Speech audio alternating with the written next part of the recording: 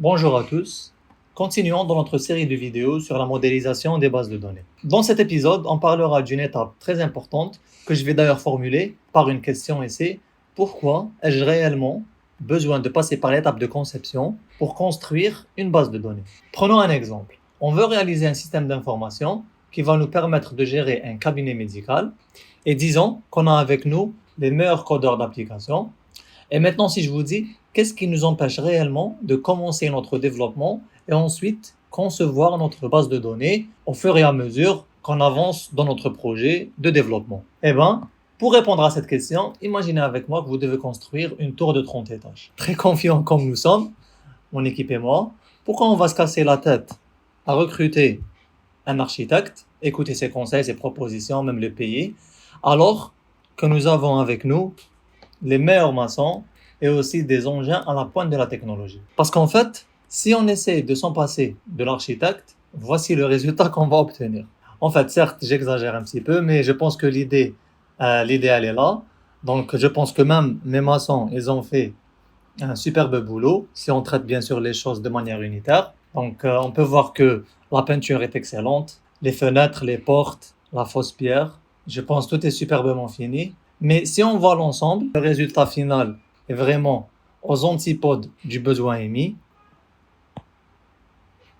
Et les travaux réalisés n'ont pas respecté les normes de construction que doit normalement définir un architecte avant de lancer le projet sur le terrain. Donc, si on revient à notre logiciel de gestion d'un cabinet médical, si on se lance directement sans travail de conception préalable, notre base de données, au lieu qu'elle soit optimisée avec une bonne architecture, notre base de données va devenir rapidement un gouffre qui va absorber les efforts de l'équipe projet et va également absorber votre budget.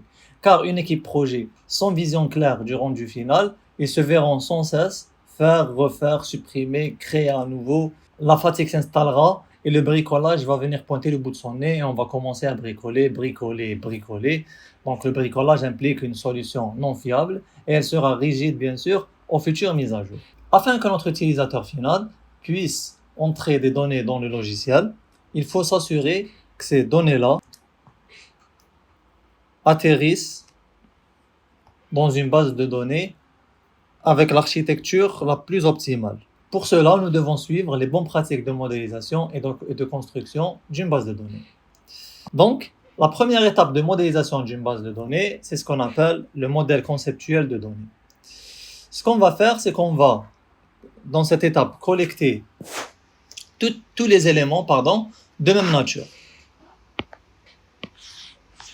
Par exemple, pour notre application cabinet, nous aurons besoin, par exemple, de patients, nous aurons besoin de la liste des rendez-vous, les maladies, les médecins, les médicaments, je ne sais pas si je l'ai dit une fois, les symptômes, etc. Voilà. Si on détaille chaque entité, par exemple l'entité patient, qu'est-ce qu'on va retrouver? D'abord le titre de l'entité, ensuite un ensemble de propriétés de cette entité-là. Par exemple, pour le patient, on a son identifiant national, son nom, son prénom, bien sûr sa date de naissance, etc. Donc, ces propriétés-là, on les appelle des attributs. Ensuite, parmi la liste de ces attributs-là, on doit chercher un identifiant. Un identifiant, c'est quoi? En fait, un identifiant, c'est comme un attribut, sauf qu'il doit être obligatoirement discriminant. C'est-à-dire qu'il doit nous permettre de distinguer sans ambiguïté un enregistrement dans une entité. Par exemple, dans l'entité patient, par exemple, si je prends comme identifiant le nom, là, il peut y avoir un risque d'ambiguïté parce que je peux trouver deux patients qui ont le même nom. Par exemple, je ne vais pas dire un patient, par exemple, Yassine, patient. Ce n'est pas un patient forcément unique parce que je peux avoir un autre patient qui va s'appeler Yassine. Donc, on doit chercher l'attribut qui va nous assurer à 100% de rendre chaque enregistrement unique. Par exemple, concernant l'identifiant national, là, je suis sûr que si je mets l'identifiant national comme identifiant, je suis sûr que chaque enregistrement sera unique parce que chaque personne a un identifiant national. Par exemple, mon identifiant national, je ne vais pas le retrouver chez une autre personne. Donc là, on est sûr à 100% que si on met l'identifiant national comme identifiant, c'est-à-dire comme clé primaire, si vous avez suivi l'épisode 2, ça va rendre chaque enregistrement unique. Puisque notre identifiant national, on l'a pris depuis la liste des attributs, il était déjà disponible dans l'entité patient, on l'appelle un identifiant naturel. Mais des fois, il y a des entités, par exemple, si je prends rendez-vous, par exemple, si je prends l'entité rendez-vous, on peut ne pas avoir d'identifiant parmi la liste des attributs. Par exemple, pour rendez-vous, je vais prendre la date, le patient, le médecin, voilà. Donc, tout ça, c'est des attributs. Par exemple, si je veux, parmi cette liste-là d'attributs, par exemple, choisir un identifiant pour rendre chaque rendez-vous, je vais le rendre unique sans ambiguïté.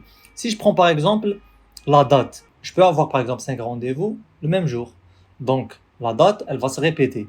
Par exemple, un patient, il peut avoir plusieurs rendez-vous. Donc, je ne peux pas mettre un attribut qui va se répéter plusieurs fois. Je vais le mettre comme identifiant parce que j'aurai 10 enregistrements similaires.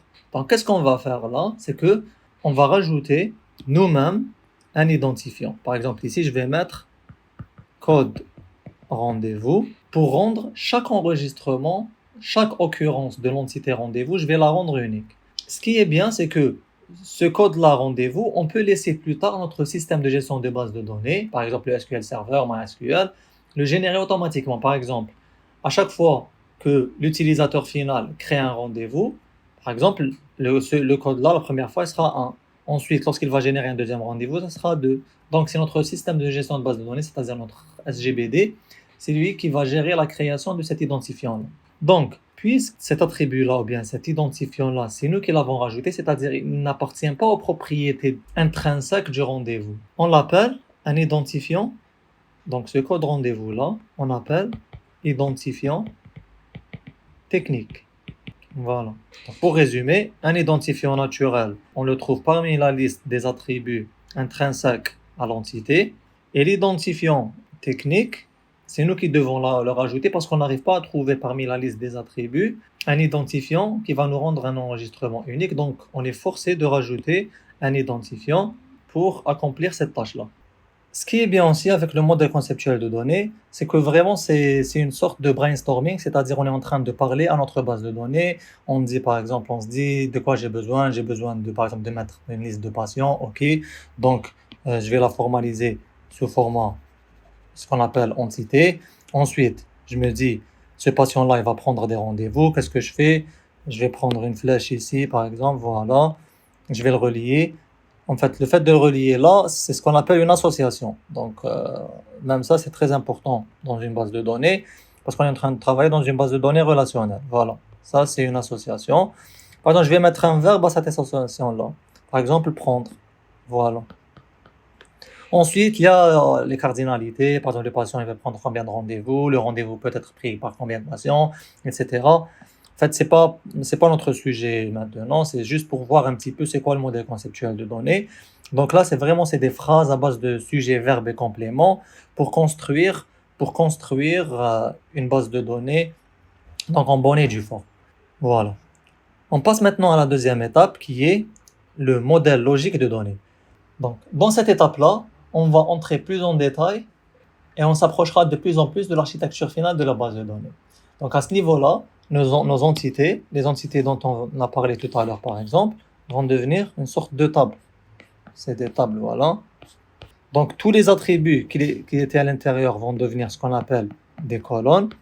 Parce qu'en fait, une table, lorsque je dis une table, lorsque je vais la visualiser dans mon SGBD, ça va être un tableau de colonnes. Voilà. Ensuite, tous ces attributs-là vont devenir ce qu'on appelle des colonnes, c'est-à-dire des champs. Je vais les retrouver ici. Ensuite, chaque enregistrement sera ici sous format ligne. Donc voilà un petit peu. Donc la table, par exemple, la table patient. Je vais trouver ici son identifiant national d'abord. Ensuite, le nom, le prénom, la date de naissance, etc. Ensuite, On a parlé de l'association aussi entre les tables. Bien sûr, ça va être schématisé comme ça par des lignes, par exemple. Ensuite, ce qui va nous relier, la table patient et rendez-vous, ça va se passer par le biais de clés primaires et étrangères. Par exemple, je vais trouver la clé patient. Par exemple, je vais trouver ici l'identifiant patient. Je vais le retrouver ici. Par exemple, l'identifiant national du patient, je vais le retrouver ici.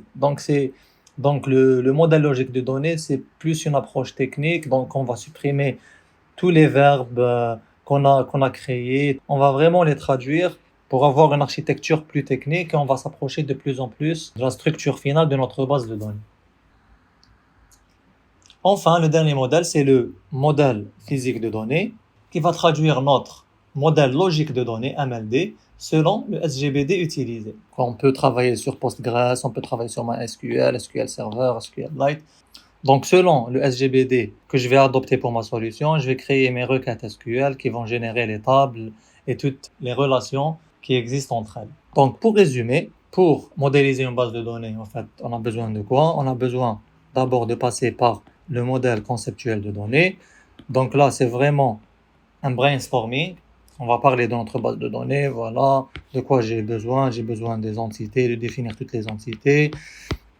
Voilà comment je dois les associer. Je vais utiliser des verbes ici. Par exemple, toi, tu appartiens ici.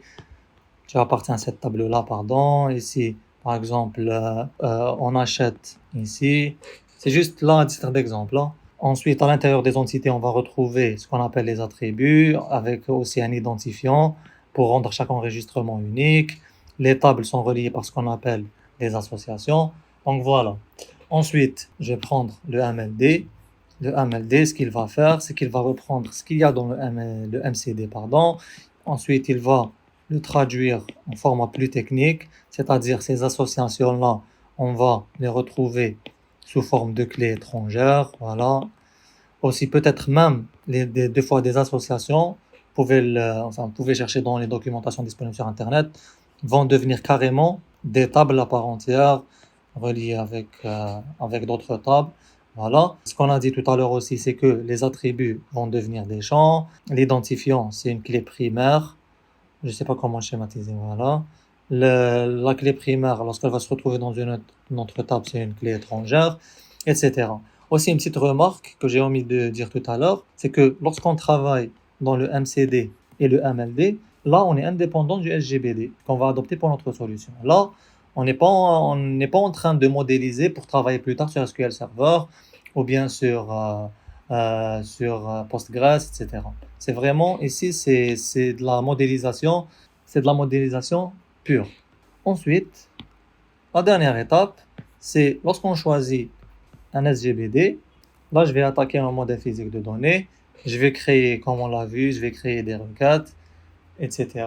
pour créer nos différentes étapes. Donc voilà, j'espère que c'était un petit peu clair pour l'utilité de la modélisation d'une base de données, c'est-à-dire sa conception avant de passer à l'étape de développement. Merci d'avoir suivi avec moi cette vidéo. Donc je vous dis à la prochaine fois, Inch'Allah. Prenez soin de vous et salam.